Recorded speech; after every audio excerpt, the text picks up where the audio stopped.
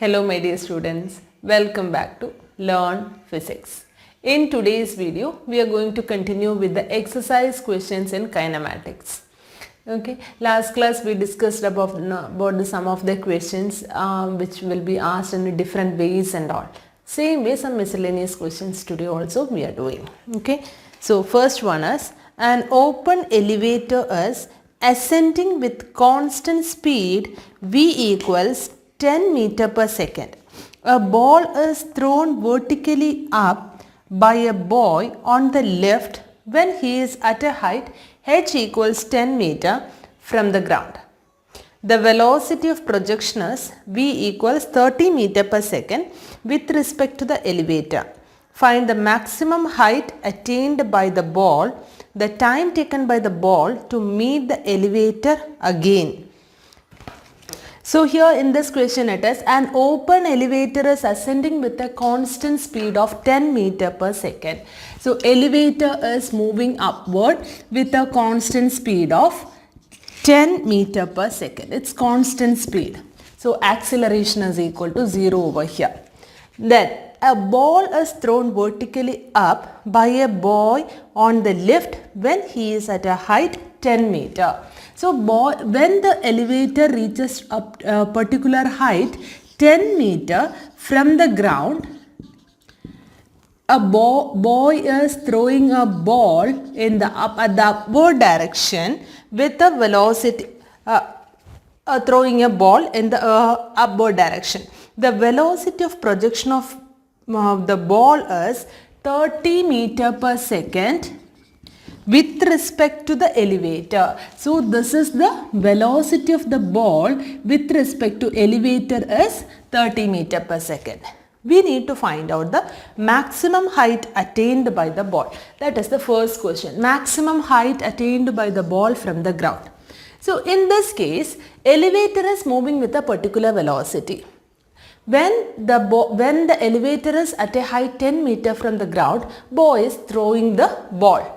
Right? So with that velocity, the ball will be moving in the upward direction. Okay, already 10 meter difference is there. Along with that, some more distance it's traveling. Right? So the total distance traveled will be equal to height from the ground plus height which is finally it has traveled. Height from the ground it's given as 10 and hf we need to find out. And here this is not velocity of the ball, velocity of the ball with respect to elevator. For that, velocity of ball with respect to elevator is Vb minus Ve, right? Therefore 30 equals Vb minus 10. Therefore Vb equals 40 meter per second. Now we can find out with this velocity 40 meter per second how much distance it is traveling. Okay, so s is equal to ut plus half a. For that t is not there, so v square minus u square equals 2as. We can find out, we can use, because the initial velocity only it's given, it's 40 meter per second. Finally it is reaching to 0 and therefore v square minus u square equals 2as minus 40 square equals 2 into, since it's moving upward direction, acceleration due to gravity will be minus g into hf. Therefore hf will be equal to 1600 divided by 2, that is 80 meters. So what is the total distance, total height of the ball which is attained from the ground is h equals 80 plus 10 which is equal to 90 meters.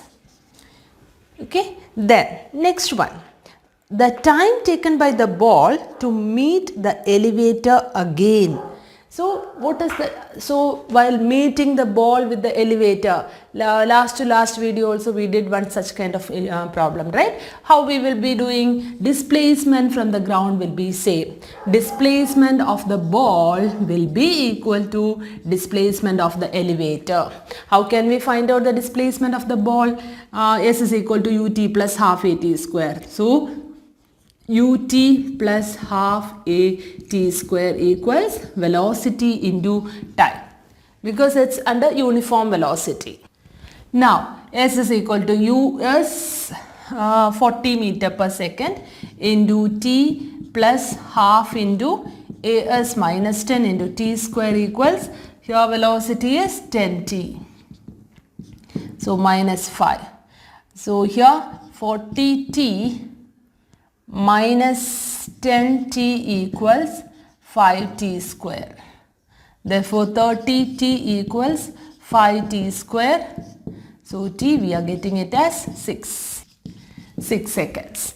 Okay, clear? So I think now it's clear. So both the objects are meeting each other means you should find out the displacement of the object. That one it is clear, I guess. So we are moving to the next question. From an elevated point a stone is projected vertically upwards. When the stone reaches a height distance h below a, its velocity is double of what it was at a height h above a. Show that the greatest height attained by the stone is 5/3 h. So here the question is, from an elevated point a stone is projected vertically upwards. The stone reaches a distance h below a. Its velocity is double of what it was at a height h above a. So from an elevated point, a stone is throwing upward direction when it is at a height h, and here the two contexts are given. One, it is at a height minus h. So velocities are given like velocity when the stone reaches a height h below a. So when reaches at a height below a, if this is 0, this is at minus h and this is h at plus h. Okay, velocity is double of, so velocity at minus h will be equal to double of what it was at height h above it, 2vh. Okay, and show that the greatest height attained is 5/3 h. Okay, the maximum height attained is 5/3 h. How can we find out this? See, here only this much is given. I am squaring these two velocities. Okay, v square. So v square we know u square plus 2as. So here it is initial velocity u square plus 2 into minus g upward direction into minus h. That will be equal to u square plus 2 into g minus g into h plus h, okay, into 2 the whole square, into 2 square. Therefore u square and u square will be getting cancelled over here. V square equals, not cancelling because it's 4u square. You will be getting it as 4u square.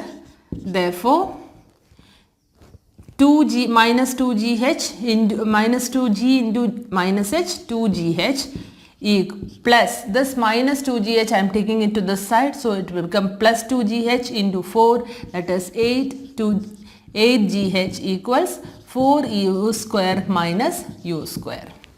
Okay, now we are getting it as 10gh equals 3u square. Okay, therefore u square we got in terms of g and h, 10gh by 3. This is the value of u square. Okay, now we know how to solve the v square minus u square equals 2a. Here v square minus u square equals 2as. Using that, final velocity is equal to 0, that is equal to u square equals 2 into minus g into h height. Okay, u square we already got it as minus will get cancelled. U square we got it as 10gh by 3 equals 2gh. Here this is not h, it is the maximum height which is attaining. That's why we are getting it as final velocity as 0, right? So maximum height which we are attaining is here g and g will get cancelled. This will get cancelled. So h will be h maximum. That will be equal to 5h divided by 3. Okay, clear? So here we considered this is the only thing which is given in the question. V of minus h equals 2 into VH. In that question we squared both the sides and found out an equation for u square. After finding out u square, we are considering only the upward direction, because in the question they told us to find out the maximum height attained. Maximum height attained means while we are throwing, at the maximum height final velocity is equal to 0. Therefore, v square minus u square equals 2as. What is s here? S is the maximum height which is attained, that is h maximum. So substituting the respective values, we got the value as h maximum equals 5h by 3. Clear? Here the question is, velocity of a particle moving in a straight line varies with its displacement as v equals root of 4 plus 4s meter per second. Okay, velocity is varies as which is moving in a straight line as varying the velocity in this manner. Displacement of the particle at time t equals 0 is s is equal to 0. Find the displacement of the particle at time t equals 2 seconds. What is the displacement? Okay, so how can we find out? Here v equals root of 4 plus 4s meter per second. It's given like this. So I am writing it as v square. I am squaring both the sides. 4 plus 4s. This is a comparative one. See, comparative study, that is v square equals u square plus 2as. While seeing the equation, you should get that it's almost equal to this equation. So comparing the equation, we can write it as u equals 2 meter per second and 2a equals 4. Therefore, a equals 2 meter per second square. Now we can find out the displacement as s is equal to ut plus half. So otherwise I'll write down over here. S is equal to ut plus half at square. So u is 2 into 2 plus half into 2 into 2 square. Okay, 4 plus 4, it is 8 meters. Okay, clear? Next is, figure shows a rod of length L resting on a wall and the floor. Its lower end A is pulled towards left with a constant velocity v. Find the velocity of the other end B downwards when the rod makes an angle theta with the horizontal. So here the diagram gives like this. This is the wall. Here this is a rod is kept like this. This is A and this is B. This angle is theta and this is moving with the velocity v. L. L is the length of the rod.